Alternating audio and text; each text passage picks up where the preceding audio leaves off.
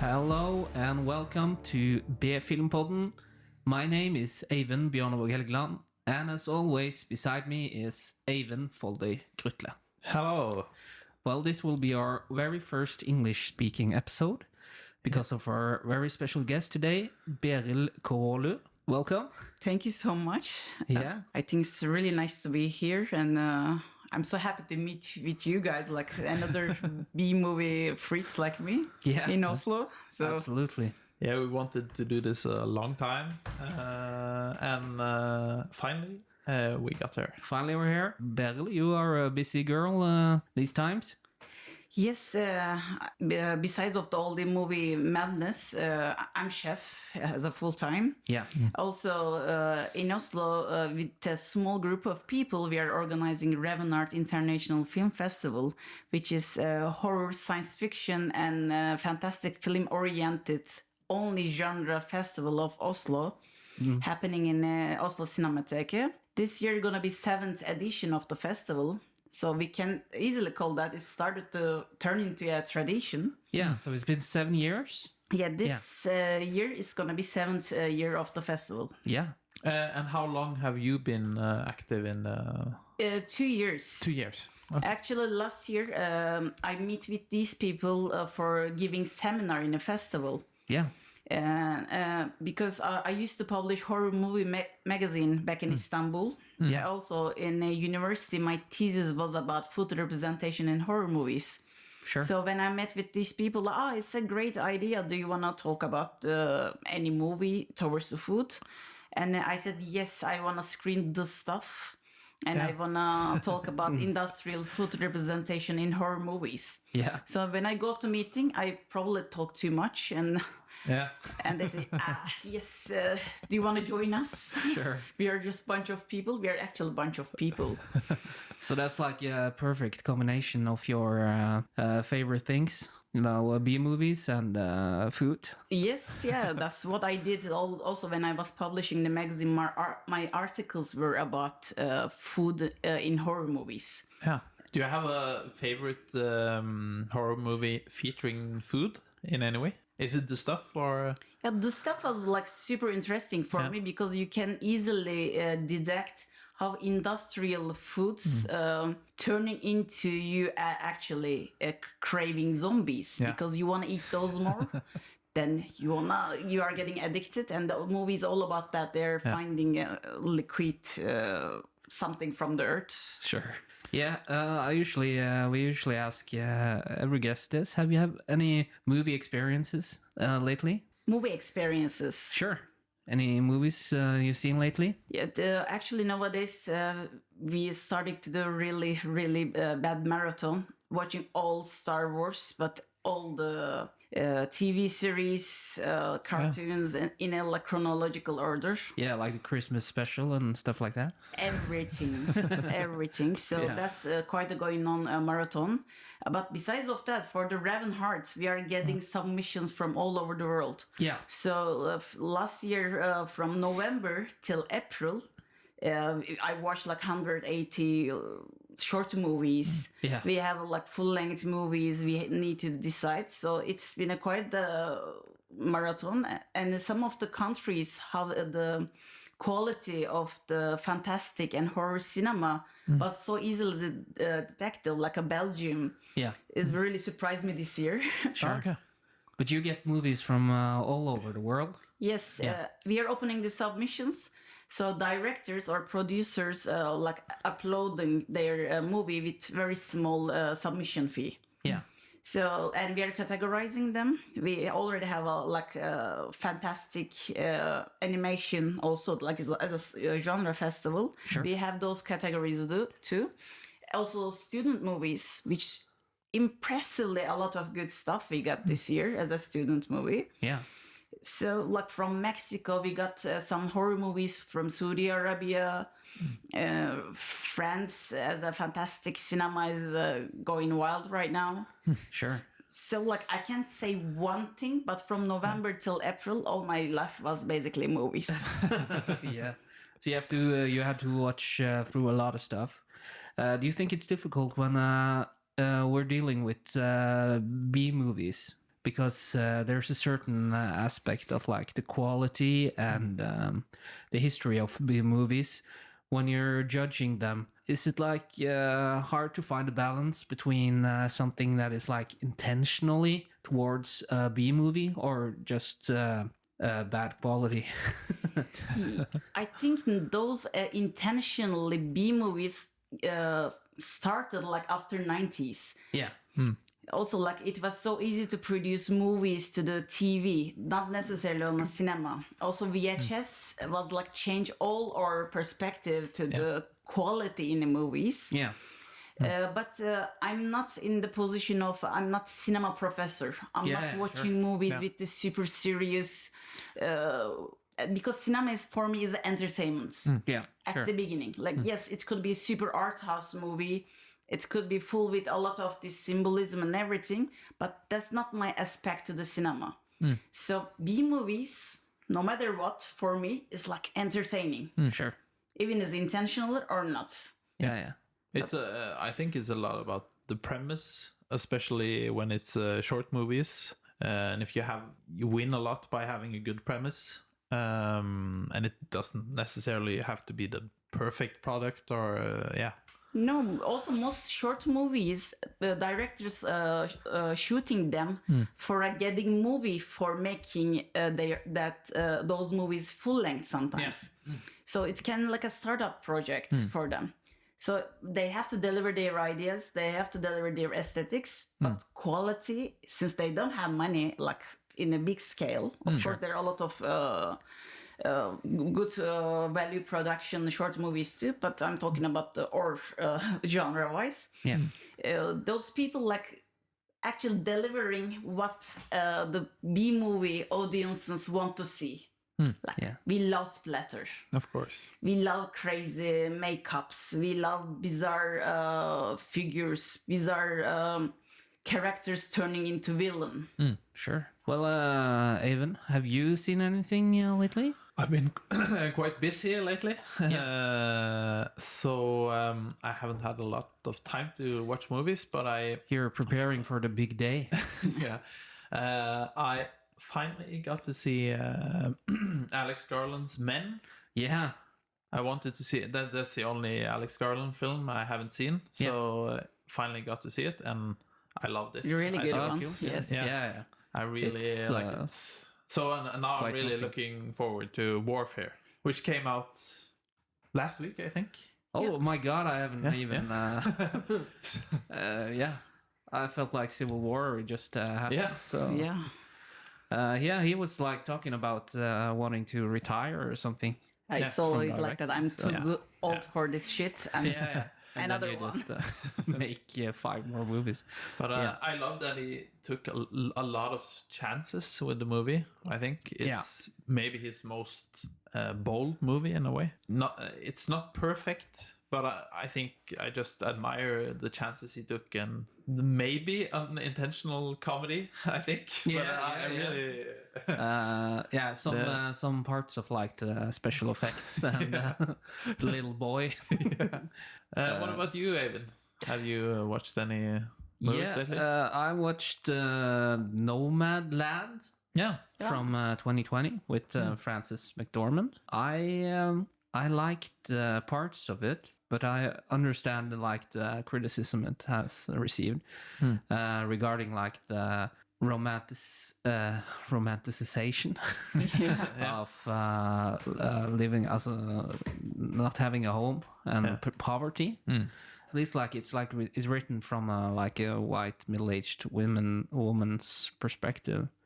And the main the lead Fern that Frances McDormand plays, she is kicked out of her home and lost her job.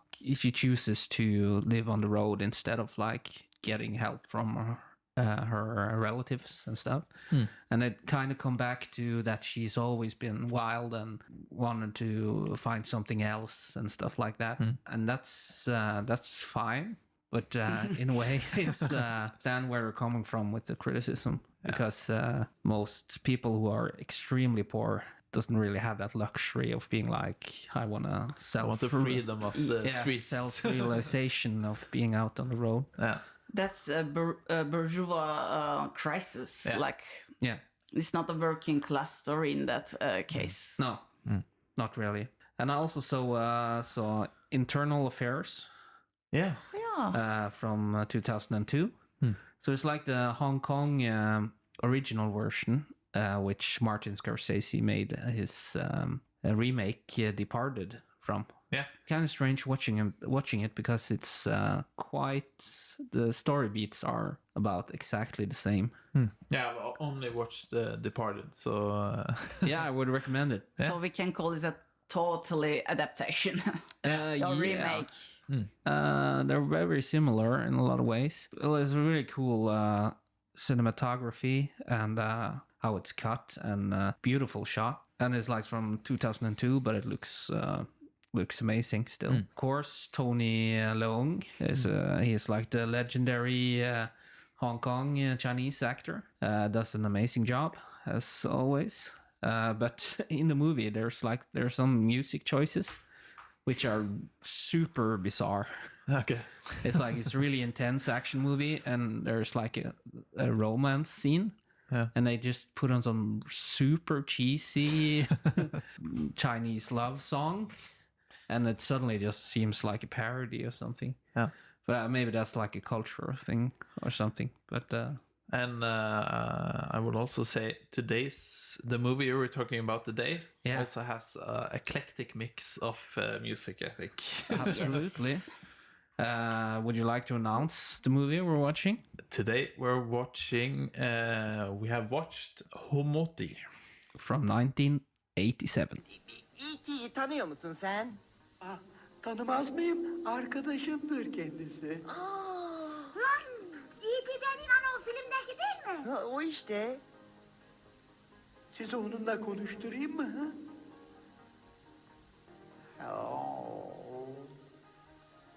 Allah kız vallahi bu büyücü. Ay büyücü. büyücü. Sen bizi konuştur E.T. ile. Peki. Seni tanıyorum. Hakikat mi ulan? Tanıyorum. Aman be Hatice. Elin adamına Ulhan denir mi be? Doğru konuş adamla. Affedersiniz E.T. Bey. Madem bizi tanıyorsunuz söyleyin bakalım. Bu kim? Hatice. Ana vallahi bildi kız. Uzayda bilinmeyecek şey yoktur. Her bir şeyi bilirsiniz he mi? Evet. Değil mi? Şu anda Ali tehlikede. Hemen gitmeliyim. Ali is a news journalist who is looking for a new case. It just so happens to be a crashed spaceship which has landed in his back garden, fortunately, that day. There he meets Homoti, a friendly little alien with a giant ass who possesses magic abilities and helps Ali to find some new cases.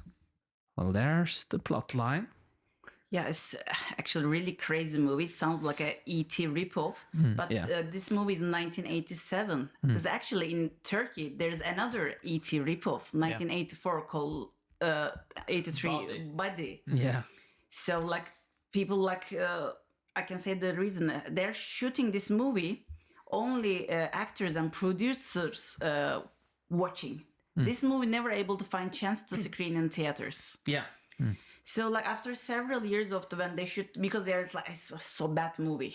Let's not do anything about it. Wasn't it also because of the military dictatorship at the time? Yeah, that also related with that because this like director and around people is more like left side people. That's also a thing, but also like they're not doing this very serious perspective. Oh, this is gonna be best alien movie ever. They're just all the actors there is actually friends. They're also really established. They have established careers in their life. Yeah, I read about them. So like none of them is like random people on the street. They are actually professional theater and cinema actors and actresses. Sure. And the director was author. Müjdat Gezen, yes. Yeah. And he was also sentenced to prison for he wrote a biography about communists. Nazim Hikmet. Nazım Hikmet, yes. Turkish poet. Yeah. And that was under the same regime. So my theory is that it mostly was because of the regime, but... Yeah, but also the quality of the movie, they were not happy about it. There are some interviews about this. Also, the censorship in Turkey, that period is so crazy. Yeah. I want to a little bit open that more in the future. But how this movie getting discovered? It's just the actors and the producers watch that. Yeah, it seems like it just surfaced in like some smaller shops on like a VHS bootleg. Yes, because that's how it happened. In Germany, you can rent VHS for 5 or 10 mark. It's so cheap.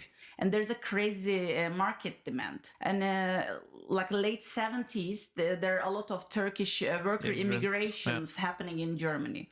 So in the market itself is already demanding a lot of movies. Also, the Turkish movies demanding a lot. So they're going to Turkey to actually collecting what's around, and they don't want to spend a lot of money out of it for the movie. So they're getting a lot of also these small movies, but this actually giving this small movies to these small directors, also encouraging them to making more movies like this, because they're seeing there's a demand out of it. Sure. So if the German this VHS company didn't bought the copyright of this movie, probably we would be not sit here and talk about this movie. That's interesting.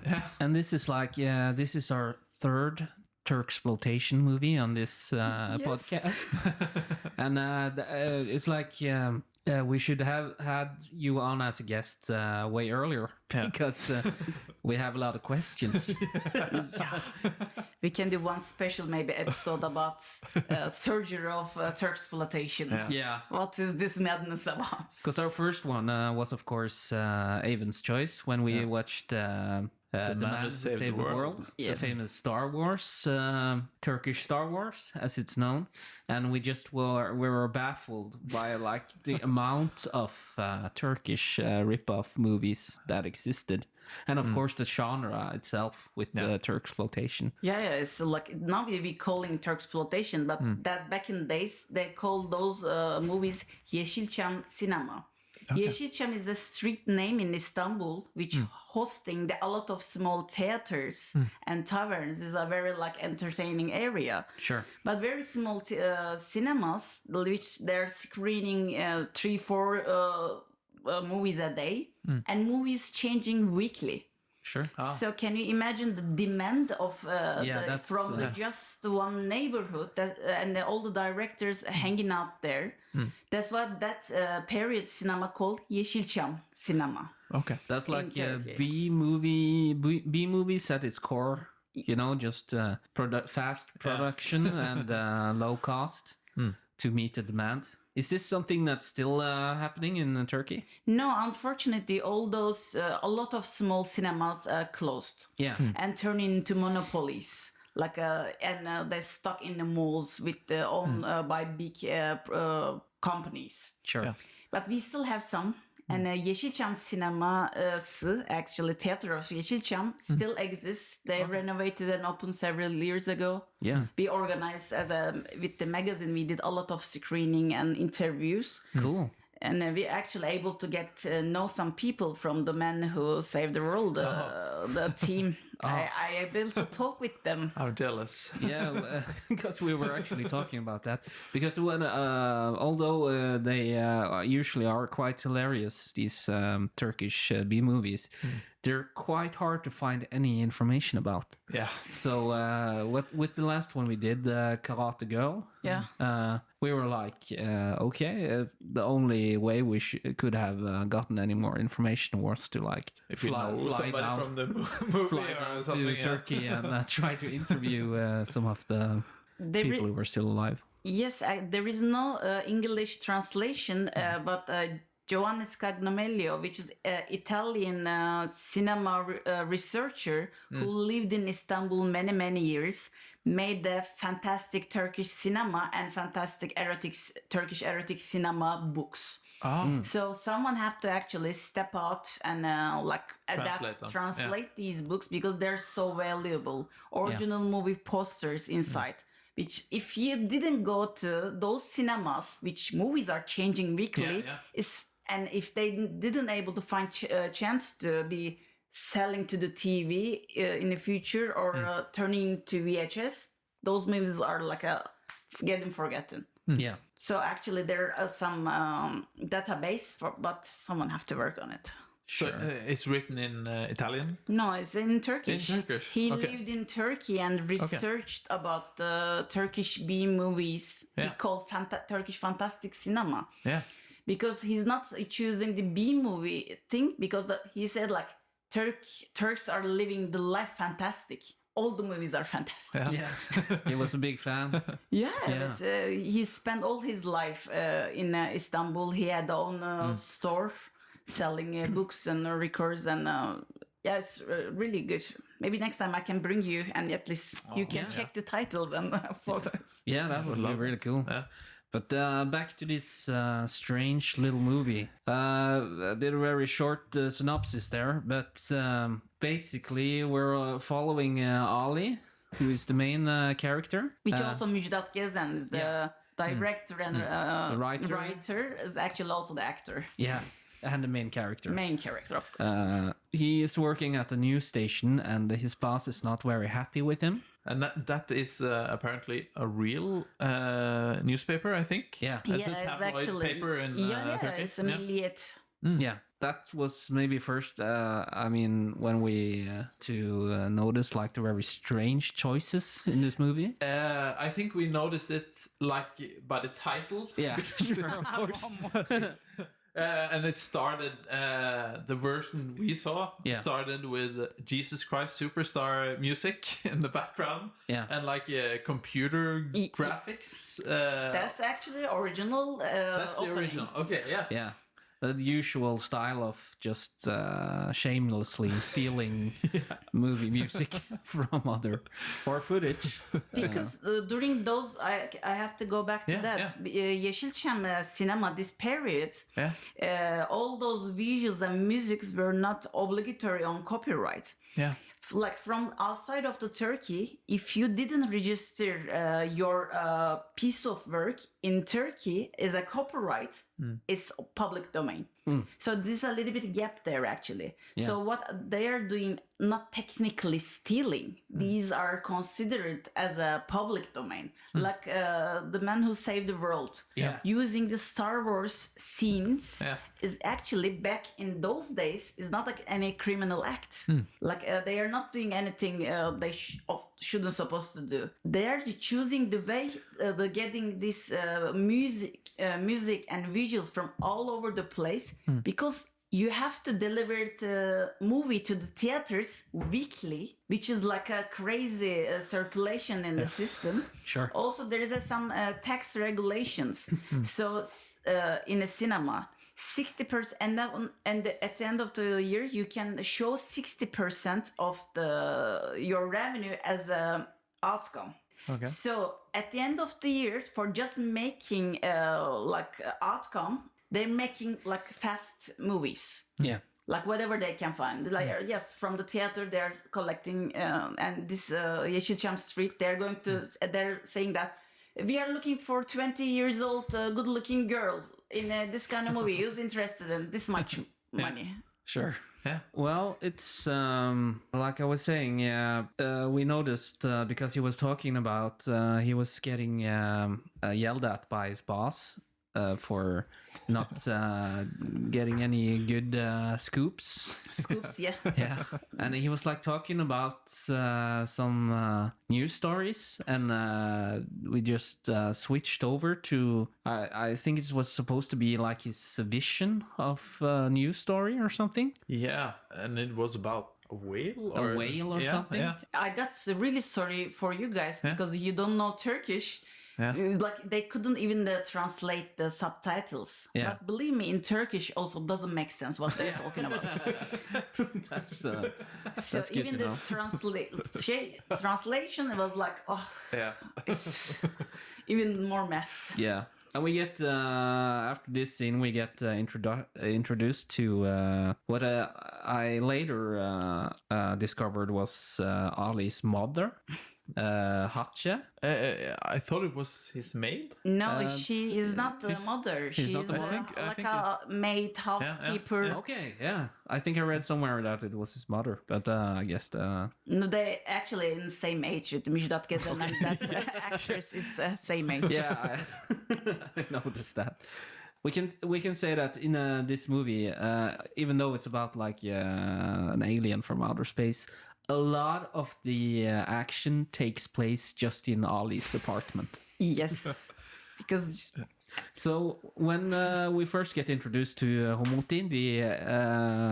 Homoti, the alien, it's Ali who's trying to fake a picture of a flying saucer by throwing some plates in the air and taking pictures of it. finding things from the kitchen and Yeah. throwing. Yeah. I think this makes the movie a bit more like relevant because of fake news and everything. And, That's true. Yeah. Yeah. Homoti's spaceship is just randomly just By the bush. by the bush in his backyard. And their introduction goes quite quickly, actually. I feel like He doesn't act like he's that shocked. No, No. he's very... And he's adapting to this family, the people around him, and the Turkish culture so quick. Whenever he gets to the house, he's getting Turkish coffee. yeah. And we have to talk about Homoti, the costume. Ah, yes. It looks Because, like it's made of bread. It's the face of Homoti, the costume looks like it's old, stale bread. Like it's stuffed. While you're watching the movie, you also think about that. This Homoti is a kid or midget. Yeah. I couldn't find anything about who was inside the suit, but it has to be. It looks like it's usually they cut between someone who is in the costume, or maybe in the close-ups with the face, they're just puppeteering the face, and when it's like hand shots, they're probably just holding up the hand of the costume or something. Yeah, also, I don't know details about this, but I think that could be a good game. Is a child or midget? Yeah, that's true. This could be a shot game. Probably a Even. little bit of both. And he's got a giant ass. Yeah, he's got a big booty. Yeah. And I think that's the main, one of the main restrictions for the movie because of the large ass he has. He's got some difficulty sitting. Yeah, that's true. So always he has to slumped be over. lifted up to the sofa. Yeah, And because it's so unpractical, I think that's the main reason why the movie is mainly him sitting in a sofa talking.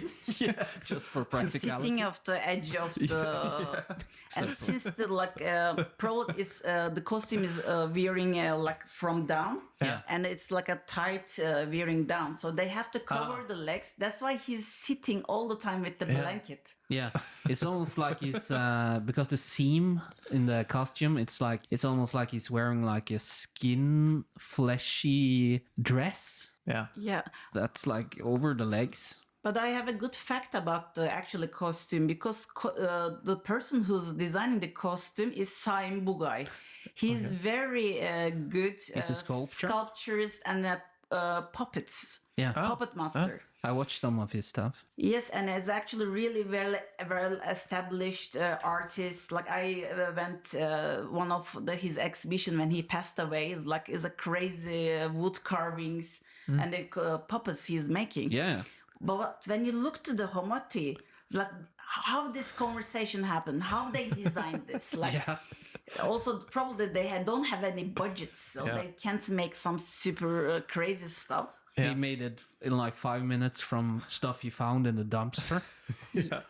And I'm also wondering, Did they use most of the budget by buying like really crazy computers or something? Because it's got some early CGI and it doesn't look good by any means. I read that some of it was like from a screensaver or something. Okay. It's true. It's actually screensavers and some computer programs opening. When Windows 98 was opening, it was like something going on. Sure. It was something like that. Yeah. Ah, okay. Because you see, they only have like one shot there where they're really going into that, and I think that's to establish like his Homoti's magical telekinesis powers. Well, when we get into the apartment of Ali, where we're staying a lot, we also get introduced to Haydar. Which is Ali's next door neighbor. Yes. Yeah, and he is quite the character.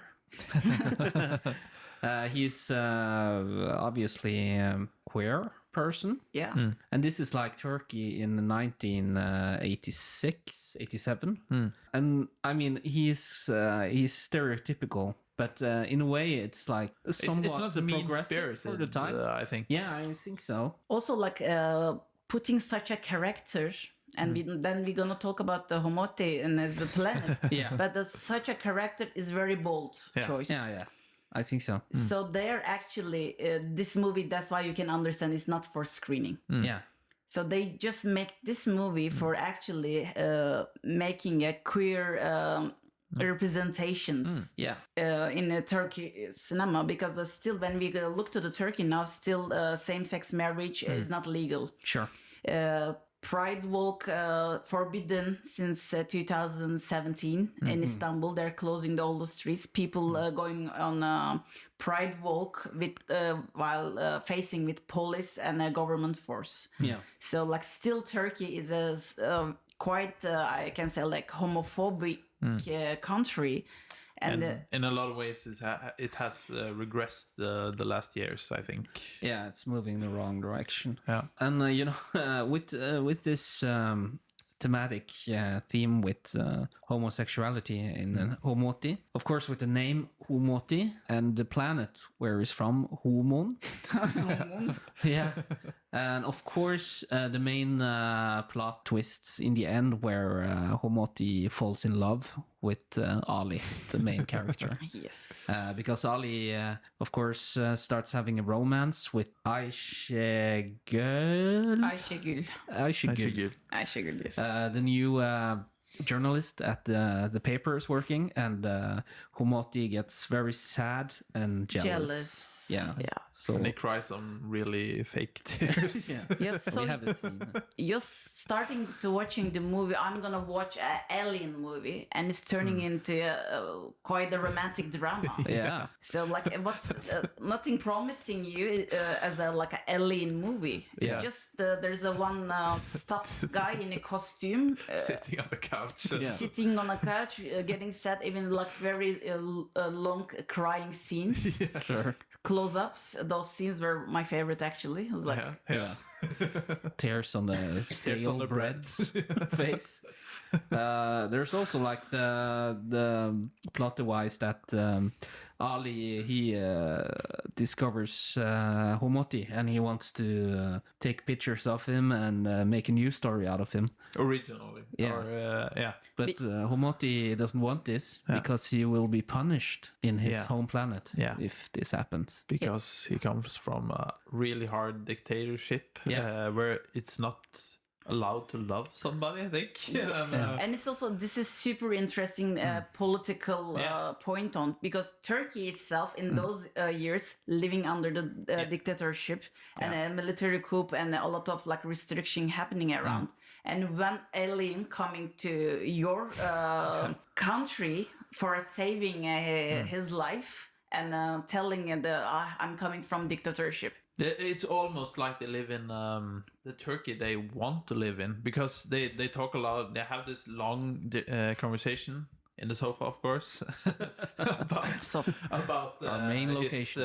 home planet and how much he loves the democracy they have and everything, and how open the society is. And it's quite ironic because it's one of the most progressive periods in Turkish history. Like, and actually, with the military coup. Müjdat Gezen actually criticizing that is like quite a satire way of the saying, like, we have a great life. Yeah.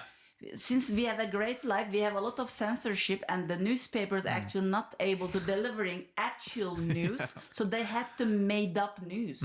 So those years, like a lot of this paparazzi and this fake news all over the place, because they can't talk about military violence over the people, university students not able to go to university several years, getting into jail, punished. Like these are actually real stories the newspaper is supposed to take note on. But since the censorship is so high, they're not able to do that. That's why this newspaper and this journalist character is so satirically good in my case. Yeah, they're just like making tabloid pieces of things that doesn't really matter. Especially when you're living in a time where there's so much political oppression going on. I'm honestly very baffled that there is so much deeper.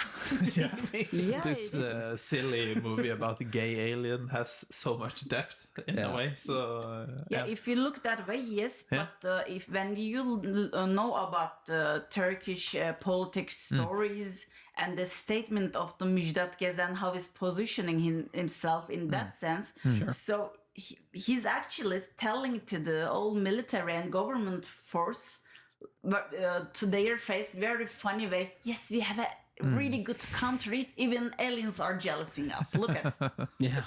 And another thing with this movie, because in like the sense of the usual structure of a movie, I think it's I was very amazed on how, because we have like a main antagonist in the movie, which is Kadir. He's like the rival of Ali at the newspaper, and he wants to get a better scoop than Ali. So he goes to his home, and of course he discovers Homoti, and he kidnaps him, threatens to like take pictures of him. Wow.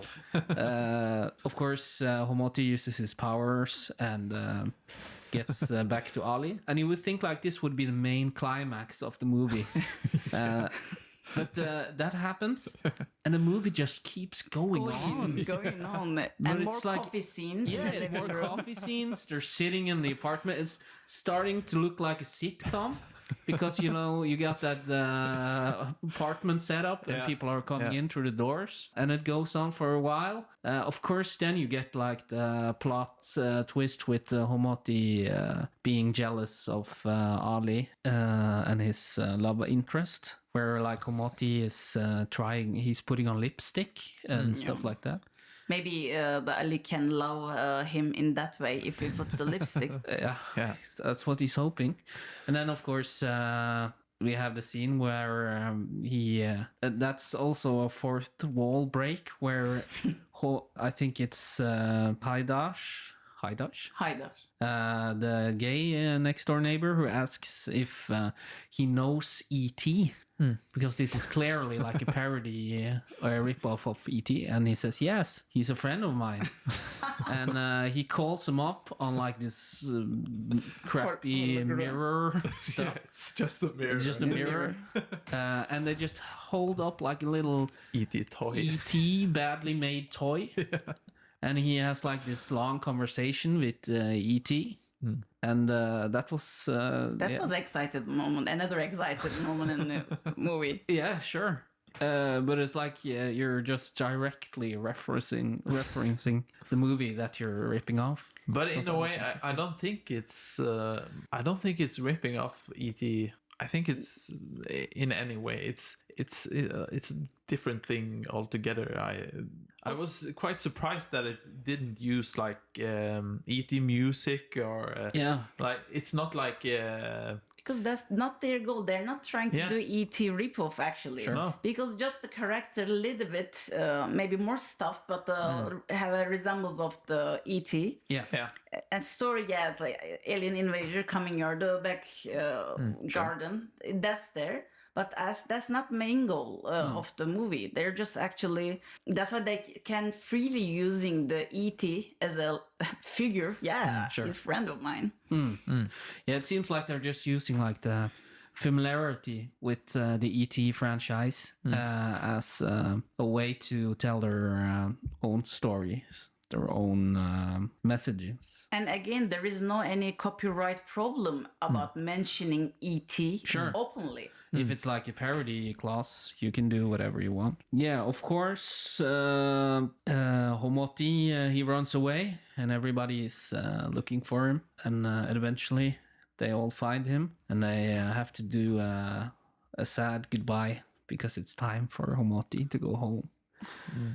I wasn't know we are gonna actually give a spoiler of the movie. Now everyone's gonna be devastating after this. Oh, that's true. Oh, everybody's... But it's worth to like actually watch about this sad leaving because there's a scene Hatice throwing water behind of Homoti. That's a tradition in Turkey. When someone come to your home, when they're leaving, behind of them you're throwing water. This is very old tradition, and it means that go like water and come back like a water. And they're like adapting all these crazy madness Turkish traditions into this movie too. Sure.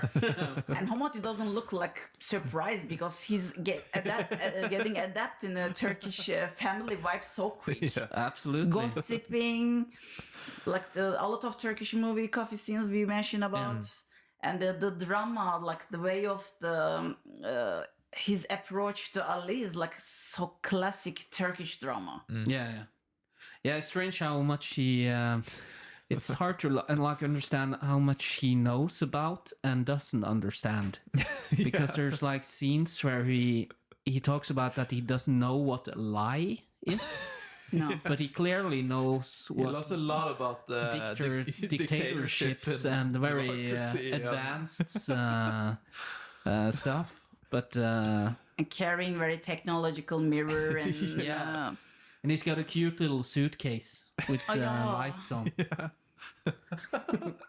that was cute. Yes. And in this movie, there's a lot of scenes with, for example, Hatice, who is like sitting and drinking coffee by herself. Yeah. And it just goes on Very long. so extremely long. It's like, what is going on? I think script of this movie was just a half page. Yeah, I think so. And they say like, let's improvise. Yeah. We have a living room. Absolutely. You also have like a scene with Haidar when he is in his bathroom and a robe, and that too goes on so incredibly unnecessarily long. I think there was no any like dialogue, so the actors just did the improvisation. That's my guess. Yeah. But it's as you mentioned earlier, when I read up on a lot of these actors, they're like doing Shakespeare and Beckett at like the national theaters. Yeah, they are national theater actors and actresses. Yeah. So they're like, it's not like they're finding random people who needs a little bit money to make the movie happening. Yeah. So there's like quite a friends group coming together and believing and spending time to just doing for fun. this, Like, doing this. Yeah. It seems like they enjoyed making it at least. And I don't understand why everybody is so mean to Hatice, because it's like she's supposed to be very annoying and loud. But I think it's undeserved. Like Do you think so? All the neighborhood shops were annoying about her. About when she's going to shopping, we also see some shopping scenes, and Do you remember that? She's trying to haggle yeah. the prices. Yeah. Yes. And she I is don't so think she's annoying that they end up just. Yeah, but they giving it to give her. up like 2 seconds into the conversation. But at the end of the movie, she gets assaulted yeah, by someone who beats her over the head. Yeah, that's true. and everybody just laughs about it. And then there's like the strange scene at the end when Homoti is leaving, where he makes her head disappear. Yeah, and that's clearly a Reference. reference to Invisible Man, I think. Yeah, When he because takes he's off wearing his, bandages yeah. and stuff like that. Yeah. Yeah. Because also there's Turkish Invisible Man too. Yeah, Of course. Of course. Of course it is. You always have a Turkish version. But all these like adaptations also coming from internal censorship in the Turkish cinema. So there's a very strict cinema censorship committee. They don't approving any topics humiliating the government, Turkish culture, beliefs, military.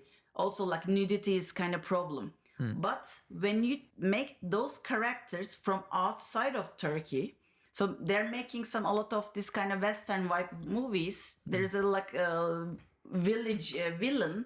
They're making that guy look like a Mexican. And they're making this kind of police force kind of person like a sheriff. It's turning into kind of Sergio Leone's Italian spaghetti western movie at the end, without intention, just passing the movie from the censorship committee, you're automatically creating a kind of rip-off movie. yeah. I mean, it's been really interesting hearing from a Turkish person, and of course a Turkish person who is very interested in movies, about this extremely fascinating genre of movies. I feel like we could be talking forever about this, but I think it's time to go through our bullet points here. Do you guys think the movie is only motivated by profit? No, not at all. There is no motivation towards the money there. Like they're not. Yeah, it wasn't released, so It wasn't released. so it's obviously not about the money. Yeah. It's just for fun, like. Purest form. Yeah. Yeah. Does the movie have any artistic value? Definitely. Yeah. Yeah. Like even we like talk very funny and bizarre things about Homoti as a character. Yeah. But the aesthetic wise, it was camp. It was weird, uncanny, Yeah. but friendly. Yeah, And like they're, like when they're trying to make him like a really cool biker dude, and he's driving like a 3-wheeler. Yeah. Ali. Yeah. I mean, Homoti, the costume is made by a famous sculptor. Yeah, So, It's so iconic, much art. I think. Yes. Yeah. Is the movie entertaining? 100%. Yeah. I think so. It has a lot of scenes, as we mentioned, that drags on forever. So you have to be prepared for that if you're going to watch it. But there's a lot of... Yeah, I think even I think those- this is one of the movies we have watched for this podcast when I have laughed the most. I think Yeah. this and The Man Who Saved the World. I think. Yeah, but also even those like very long scenes. Yeah. Yeah. When you look to the details around the place, you're getting entertained. Yeah, sure. Does the movie deserve cult status? Yes, and I think someone needs to do action figure of the couch of the movie. Yeah, That's my suggestion. Yes. Yes. Then that can turn into some cult classics. They should be selling Homoti toys. Yeah. Homoti on the edge of the couch with the blanket, with the coffee in his hand. Slobbed over the couch, drinking coffee with the neighbors. Yeah, that's true. Well, I mean, I suppose it's time for us to announce what our next episode will be. Yeah. It's quite a special one. Yeah, and that's part of the reason why we have you as a guest, Beril. Oh. Yes, because you have asked us to do a live show on the Ravenheart Festival. Yes, and I think also it's a great idea.